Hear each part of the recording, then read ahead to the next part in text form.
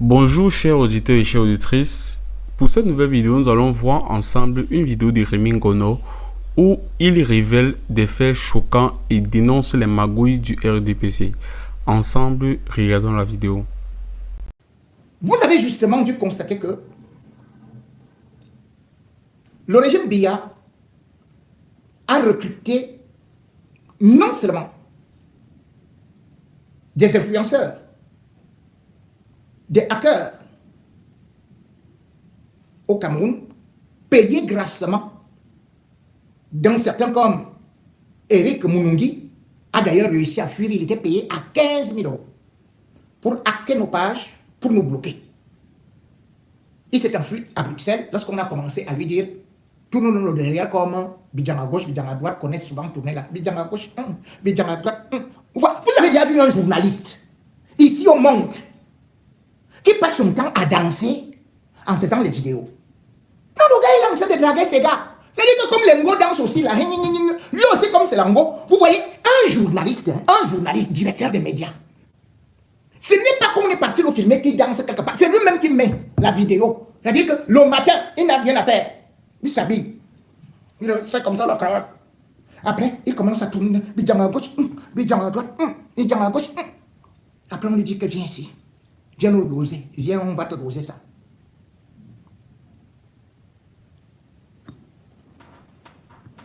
Donc, vous avez constaté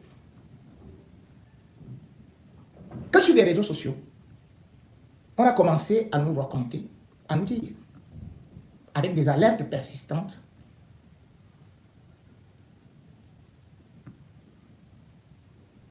que non seulement ils ont recruté des gens pour nous faire une guerre cybernétique, mais bien plus qu'ils devaient attenter à nos vies. Des listes ont été données. Et ils ne se sont pas arrêtés. Au moment où le monde leur demandait des comptes, où on s'est retrouvé avec 17 membres de la DGRE. C'est-à-dire que les services secrets, c'est comme si vous entendez le FBI ou la CIA qui se retrouvent dans des histoires pour aller seulement kill les journalistes, les opposants, les activistes. Les gars, ils prennent l'avion, les frais d'émission, les hôtels, et ils arrivent en France. Ils parcourent les quartiers.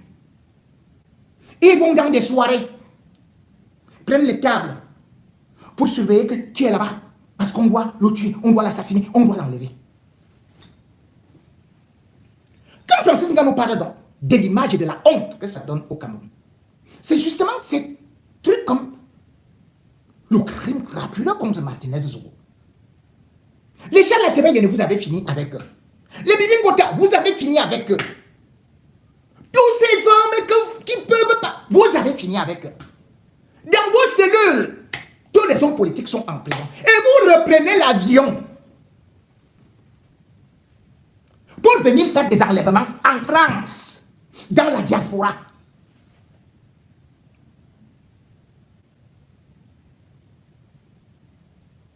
Mesdames et messieurs,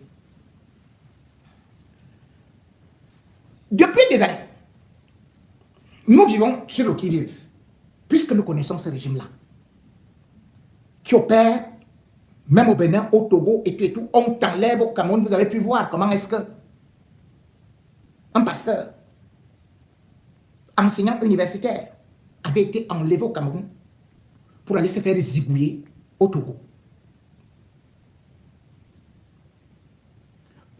Le régime Biya a donc créé des poches de mercenaires un peu partout, dont le seul travail est de faire cela. Et d'ailleurs, vous vous rappelez de la célèbre affaire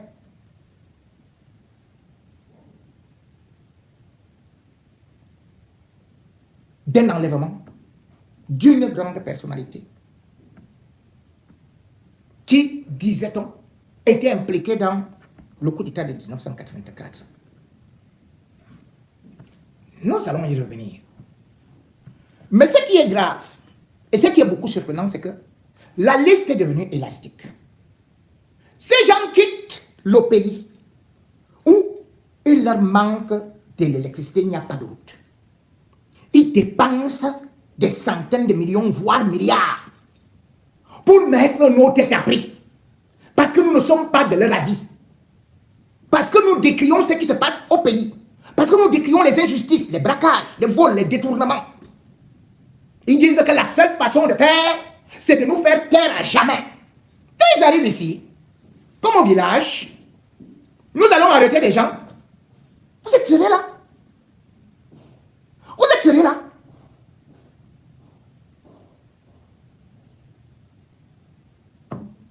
Ce que vous ne savez pas, et qu'on devrait vous dire, c'est qu'au moment où vous venez, tous les pays occidentaux connaissent déjà que vous êtes dangereux. Donc, dès que vous allez pour le visa, on connaît déjà ce que vous venez faire.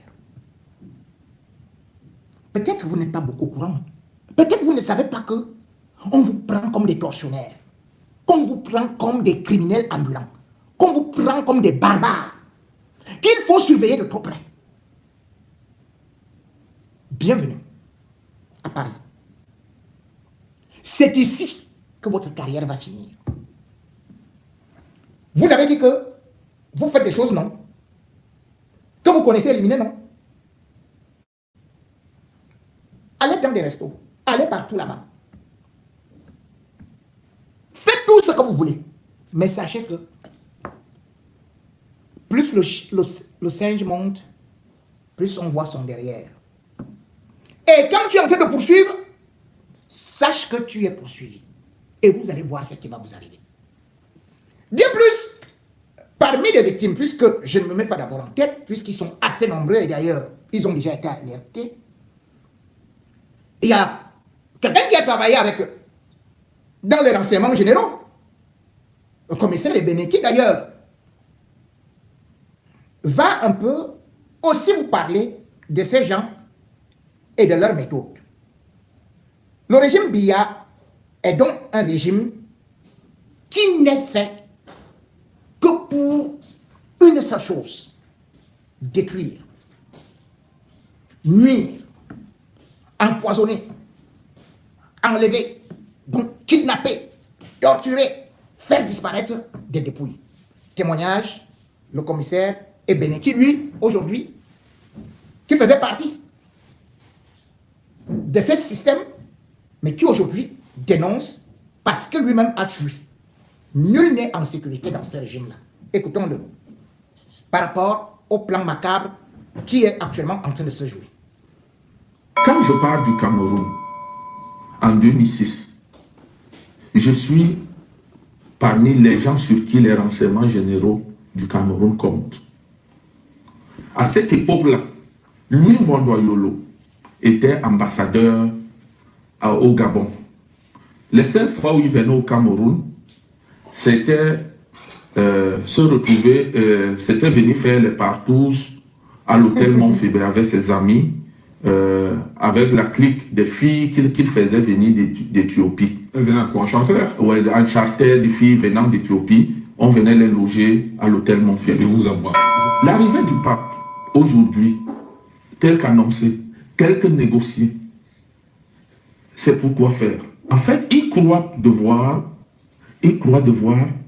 amener le pape, calmer les esprits, parce que, ne l'oubliez pas, la première fronde est partie de l'Église catholique. Bien sûr.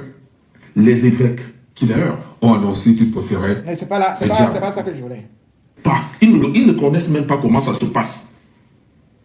Okay. C'est ça la réalité. Vous envoyez 50 personnes en mission faire quoi? Monsieur le commissaire. Oui. Bonjour.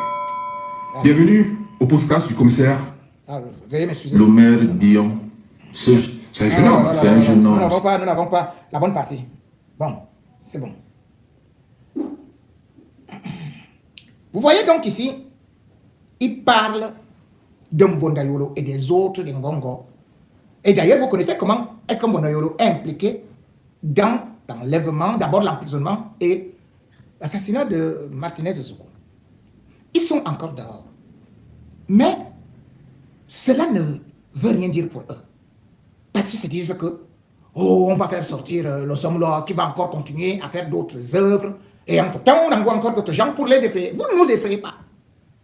De toute façon, moi, je sais que même au Cameroun, je vous ai échappé, mais posez-vous des questions.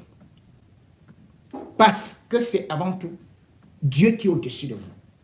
Et même aujourd'hui, j'ai vu quelqu'un, on m'a envoyé la sortie d'un prophète qui révèle que vous voulez encore une fois de plus finir avec moi. Vous n'êtes pas fatigué. Vous allez me tuer combien de fois? 50 fois. De toutes les façons, sachez que ma chair est amère. Et sachez que seule la volonté de Dieu pourra me faire quitter la terre. Envoyez toutes les équipes des militaires. Allez chez tous les sorciers. Envoyez le feu, les diables, les démons. Envoyez les hiboux. Envoyez tous. Quand ils vont arriver devant moi, ils vont brûler par la puissance du Seigneur.